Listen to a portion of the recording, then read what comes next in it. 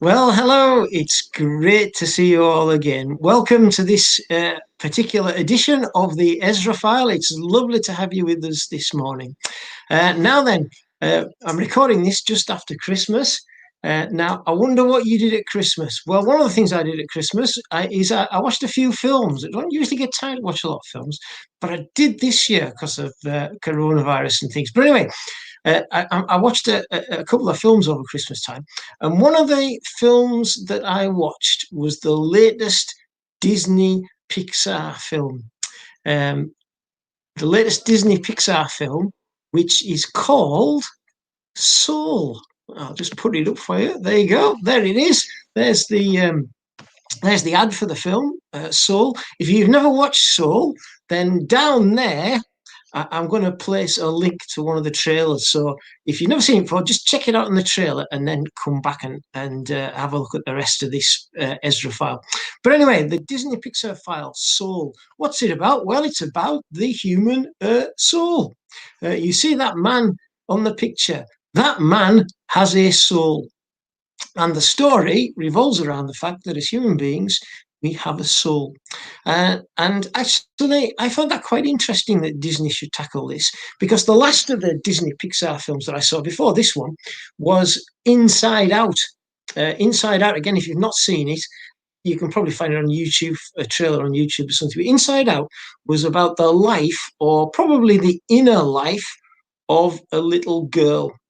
And the picture that you got of human life from Inside Out was that as human beings, we are simply the product of our memories. We are the collection of our memories, driven along by the power of our emotions. And if you watch Inside Out, then you would never come away with the idea that as human beings, we have something called a soul. And actually, you would never come away with the idea that as human beings, we have something called a nature. Um, but soul, well, that's different. Soul is different. Soul is based on the idea that as human beings we have a soul, and even we have a nature as human beings, something that makes us what we are. And the film, if I don't want to spoil it for you, but the film revolves around the idea of a soul that doesn't want to die and join the afterlife. It's the relationship between a soul who doesn't want to die and join the afterlife and another soul who doesn't want to be born to join the life of this world. So a soul that doesn't want to die versus a soul that doesn't want to live. That's basically how. That's what drives along the film. That's basically what drives along the plot line of the film. So this Disney Pixar film talks about or explores the whole idea of the afterlife and the pre-life of the human soul. Where do we come from? What happens to us before we're born? And what happens to us after we die? The afterlife and the pre-life of the soul. And without spoiling the film for you, I'd like to just spend a little bit of time just to show you how this film pictures the afterlife. What happens to you after you die? Well, after you die, you kind of stand on a conveyor belt. You kind of stand on a conveyor belt that conveys you up towards a bright and blinding light. And as you approach that bright and blinding light on this escalator, as you approach, just before you get to it, you pop, disappear into the light. You become a little ball of light which merges with the big ball of light. So when you die, your soul goes on an escalator and it turns into a little spark of light which joins the big ball of light that you see there. That's soul's understanding of the afterlife. The pre-life, what happened to you before you were born? Well, soul says that before we were born, before we can be born, we must find a spark to animate us. We must find a spark that is impressed upon us, something that will help us live in the world that we are going to. And that's that little soul there. That's a little soul waiting for its spark to be stamped upon it so that it could go to earth and be born. And those are the two ideas. This is two big ideas of the film Soul. The idea that you wait as a disembodied soul to be stamped with something, to give you a spark, to enable you to be born. And then after you die, that spark, the little spark, goes back into the big ball of light. Where does those ideas come from? Those are interesting ideas, and they make a good film, but where do they come from? Well, I can say straight away, they don't come from the Bible. Soul is not a Christian film in that sense, but they do come from somewhere. And I think this is where they come from. I think this is what inspired the writers of Soul. The ideas that the film uses about the afterlife and the pre-life of the soul come from a particular philosophy known as Neoplatonism. Neoplatonism, as its name suggests, is a kind of variant on the ideas first propounded by the Greek philosopher Plato. And Neoplatonism basically says that as human beings, the way to understand ourselves as human beings is if you think of a fire, a furnace, or even if you've got an open fire at home, if you see the fire burning, occasionally a spark will pop out of the fire. It will burn for, maybe a second or two, and then at the end, it will rejoin the big flame, and it will lose itself in the flame from which it first originated. And Neoplatonism said that's what we're like as human beings. The human soul emerges as a spark from the fire, just like the soul in the film Waiting for a Spark. And then after we die, we rejoin the flame, the picture of the soul waiting to be merged with the bright, blinding light. So I think, if anything, Soul is a Neoplatonist film. Whether it deals with us as human beings, when we die, we lose our individuality. Our individuality comes, and then after we die, it vanishes. It goes back into the big flame. That's Neoplatonism, and that's where I think they got their ideas. And let's say these are not Christian ideas. When you think about the soul, when you think about the afterlife, these are not biblical ideas. In fact, if you want to understand what the Bible teaches about the afterlife, you want to understand what the Bible teaches about the human soul, then I've got a few verses from the Bible to help us think through those. What does the Bible teach about the soul? Well, it doesn't teach about the pre-existence of a soul.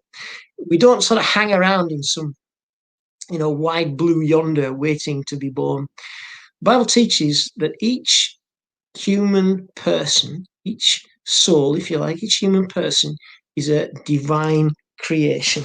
And if you go to the very first chapter of the Bible, Genesis chapter 1, verse 27, so God created man in his own image. In the image of God, he created him. Male and female, he created them.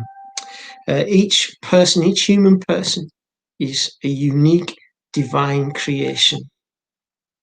And we are also, as human beings, we are a union of body and soul. Genesis chapter 2 and verse 7. The Lord God formed the man from the dust of the ground and breathed into his nostrils the breath of life. And the man became a living being. We're not a soul that just kind of inhabits a body. We're not a soul that hops out of the spark and then inhabits a body, like a hermit crab, where the crab takes over a shell from another organism. We're not like that at all. The Bible tells us that we belong together as a unity of body and soul.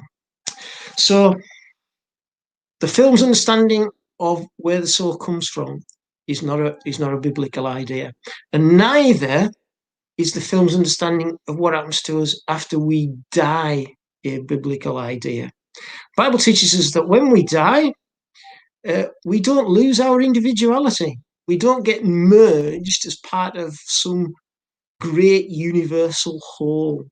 The Bible tells us that our individuality continues after death. St. Paul, that should read 1 Corinthians 13, not 1 Corinthians 12.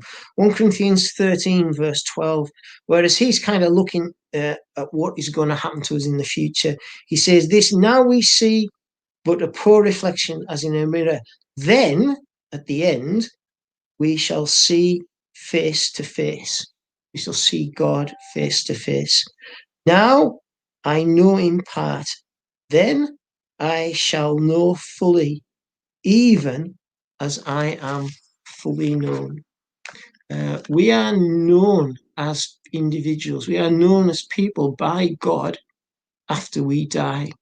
Our individuality is not merged with everything else like it is in the film. Our individuality continues. We are created by God as individuals. And after we die, after we go to be with God, we go to be with God as individuals. He knows us as individuals.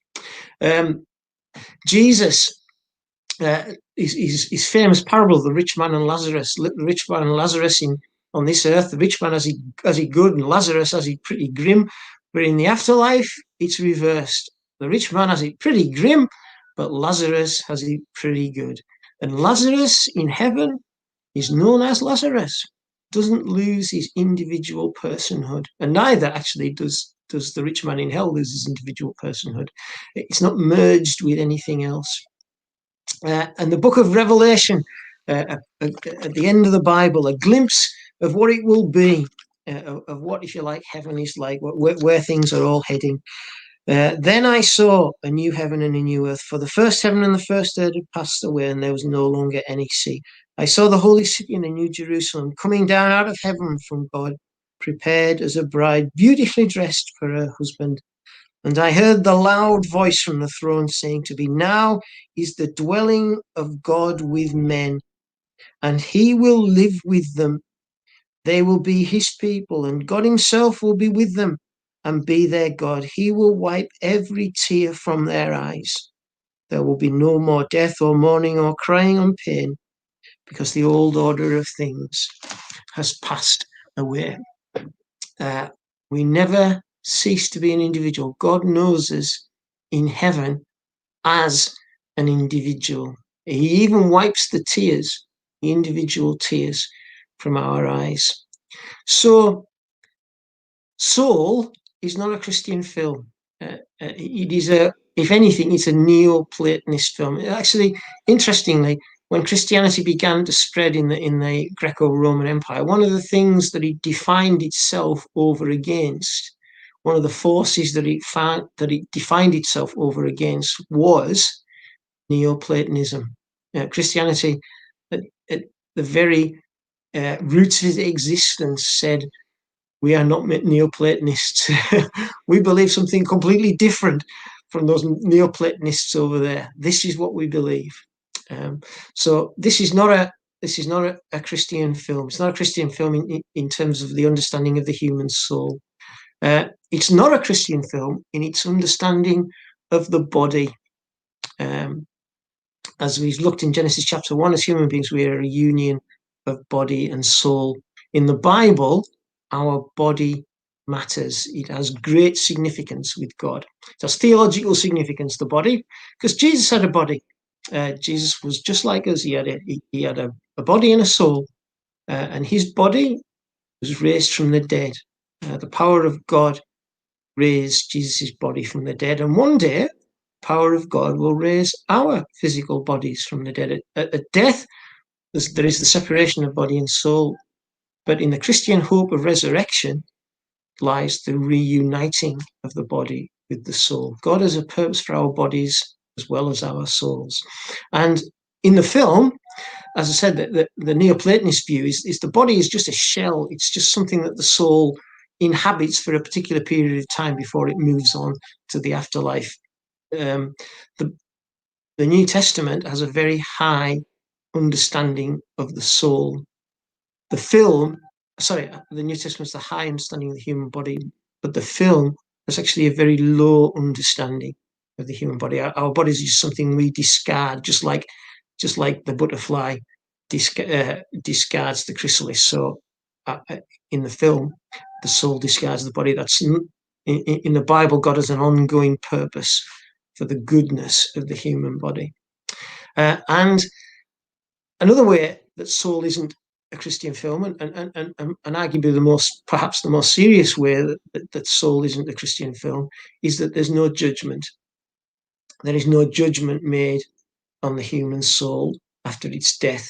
Whereas in the Bible, one of the central ideas of the afterlife is that we will be judged. God will judge us. Hebrews 9 verse 27, it is appointed for man to die once, and after this, judgment. And of course, the great Christian hope is that because Jesus died for our sins, then when we meet God, that judgment will go in our favor and not against us. But in the film, in Soul, there's no idea of judgment, no understanding as human beings will one day stand before the judgment seat of God. So there's the film. There's the Pixar film. A lot more to it than you first thought, eh? But anyway, go and watch the film, or watch it. Well, we streamed it, I think. Stream it, watch it, DVD it, whatever it is you're going to do with it. I'm not saying don't watch the film, but watch it critically. Watch it with your eyes open, and have a good time. But anyway, there you go. There's the film. Soul, a Neoplatonist film, not a Christian film. And have we got any music for Soul? As you know, on the Ezra file, we like to do music. Well, yes, we have. From 1978, Rush's album, Hemispheres, the high point of 1970s prog rock, or one of the high points of 1970s prog rock. Side 1, Cygnus X1 Book 2, tells a story. It tells a story about how the human race become divided. The human race becomes divided between the forces of reason, of rationality, of science on one side, and on the other side are the forces of feelings, of emotions, of art. And those two powerful forces pull the human race apart. They become divided into two hemispheres, the two sides of the brain, the left side of the brain, the right side of the brain. And what is it that unites the human race at the end? What is it that unites these two facets of human nature at the end? Well, it is a disembodied soul. Part 4 of Cygnus X1 Book 2 is about a disembodied soul. Part 4, Cygnus, the bringer of balance. I have memory and awareness, but I have no shape or form. As a disembodied spirit, I am dead and yet unborn. I have passed into Olympus, which was told tales of old, to the city of immortals, marble white and purest gold. And as you can hear, we've got a bit of company. I'm looking after my dog because my daughter's got a music lesson. But anyway, don't let that put you off. Go and watch the film. And while you're at it, buy a copy of Hemispheres. Be seeing you.